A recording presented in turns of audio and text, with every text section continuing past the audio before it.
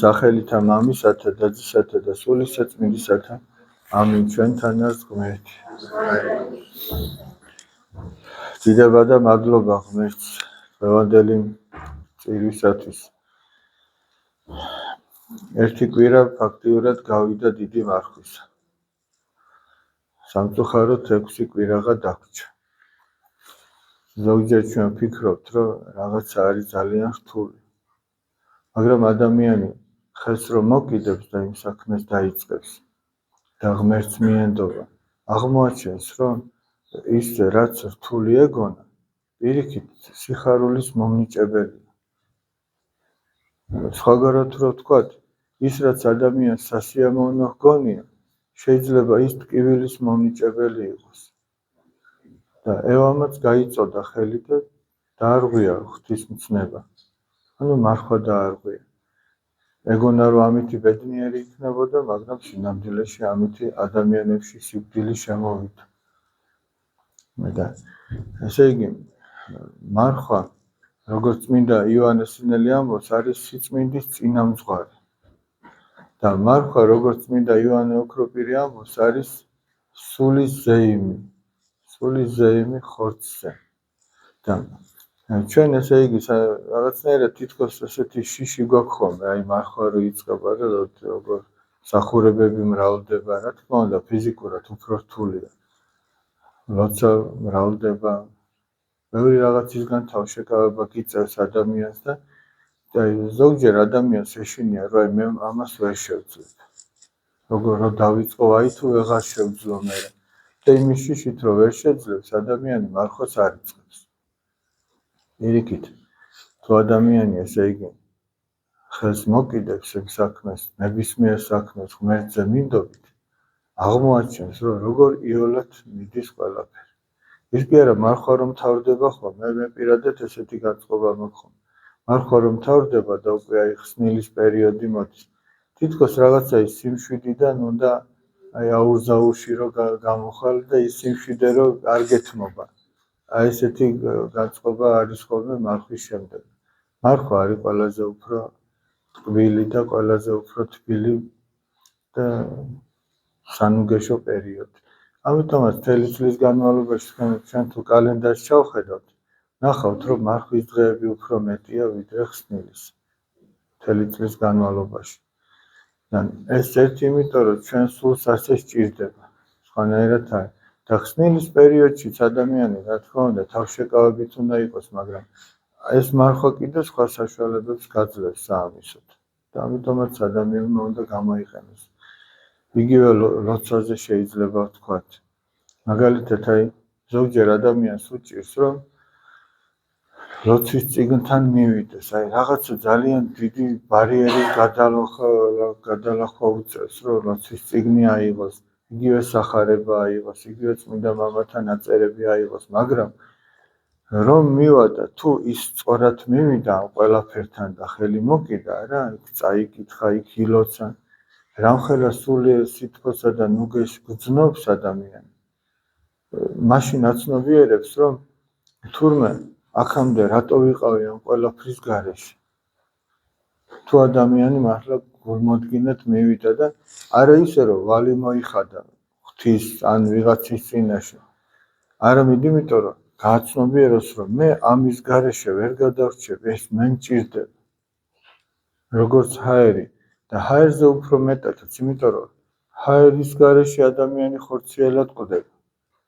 და ღვთის სიტყვის, ლოცვის და წმინდა მამათა გამოცდილების გაზიარების გარეშე ადამიანი სულიერად შეიძლება დაიღუპოს, იმიტომ რომ ეშმაკთან ბრძოლის მეთოდებზე სწორედ წმინდა მამები საუბრობენ, მოციქულები საუბრობენ, თავადუფალი საუბრობს. აი ამ ყველაფერს ქრისტიანი ადამიანი თუ არ იყენებს, ეგ ნიშნავს, რომ ბრძოლაში მიდის ყოველგვარი იარაღის და ყოველგვარი ფარის და დამცავის გარეშე. მარტო ის რომ ჩვენ პერიოდულად მოვედით და აღსარება ვთქვით, ის აღსარებაც არ იქნება ისეთი,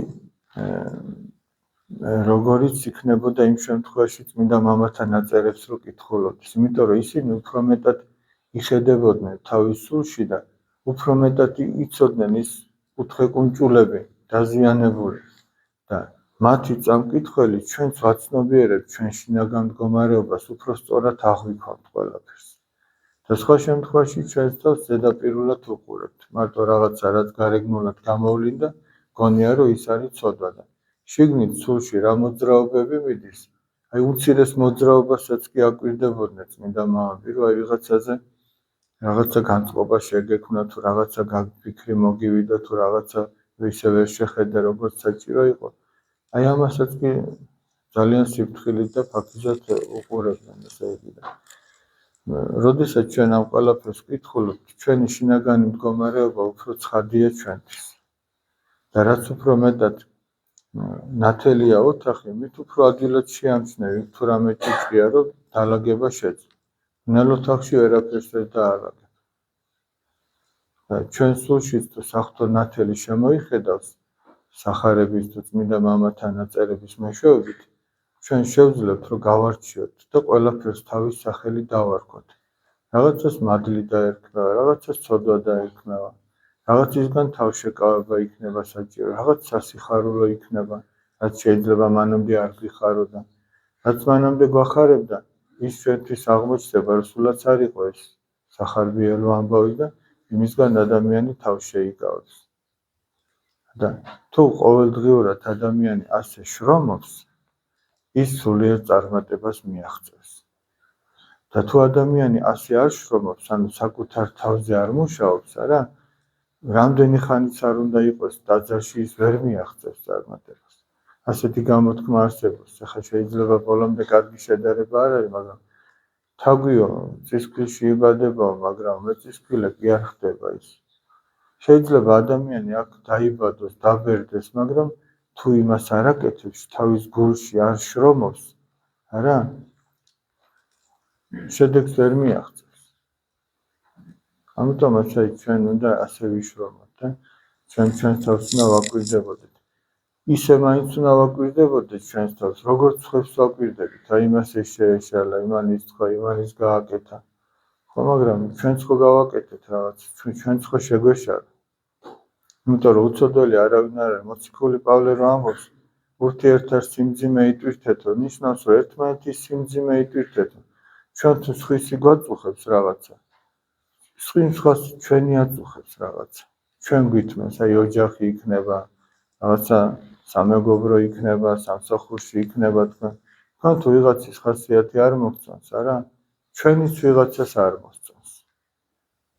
ჩვენც რაღაცა გვაქვს ისეთი, რომ ჩვენც ვიღაცისთვის ძნელი ასატანი ვართ, მაგრამ უნდა აგვიტანოს, სხვა გზა არ აქვს.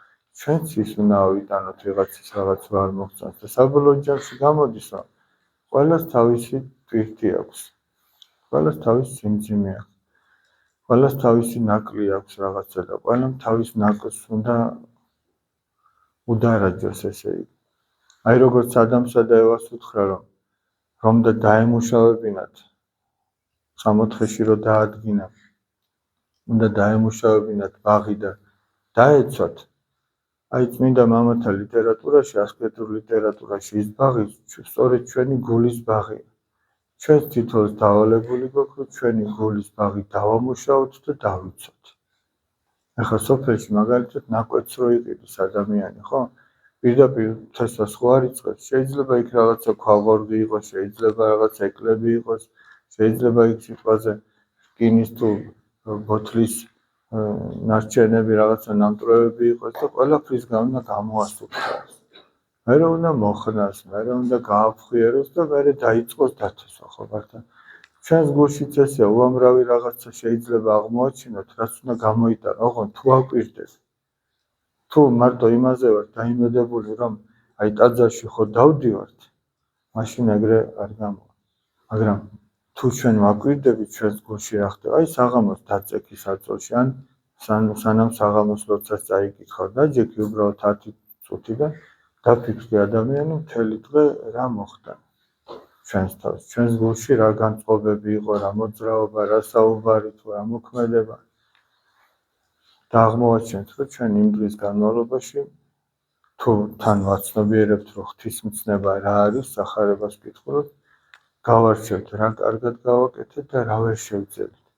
და მეორე დღისთვის გვეცოდინება რა უკეთ გააკეთო და ახსარებაში რო იდგე უკვე გაცნობიერებული გაქვს რას ამბობ. სამწუხაროდ არის შემთხვევები ახლა ხო ორ კვირაში ერთხელ გვაქვს აქცია. ჩვენ მოდივართ ახსარებაზე და ფაქტიურად არაფერი არ აქვს სათქმე. ეგ იმას კი არ ნიშნავს, რომ ცოდვა არ ჩადენილა 2 კვირის განმავლობაში. ეგ იმას ნიშნავს, რომ ჩვენს სულში არ ჩაგვიხედი.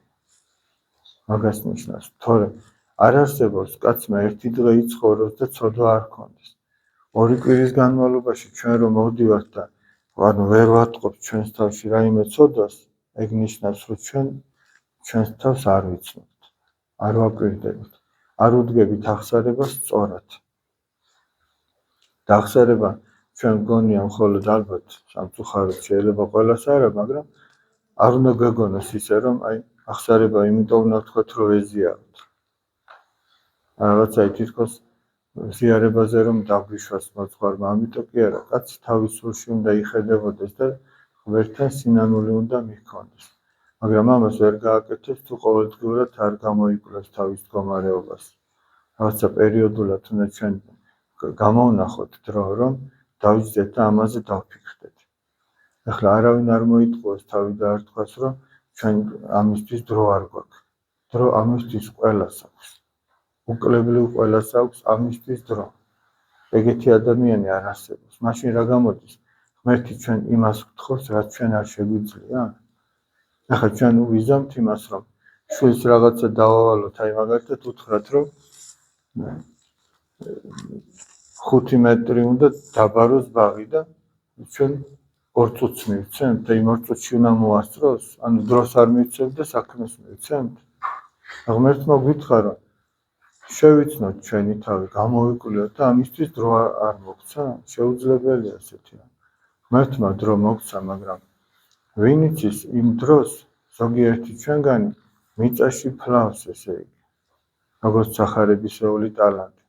მიწაში დაფლა ერთმა და მოვიდა ბატონი და ვერაფერი ვერ დაახვედა.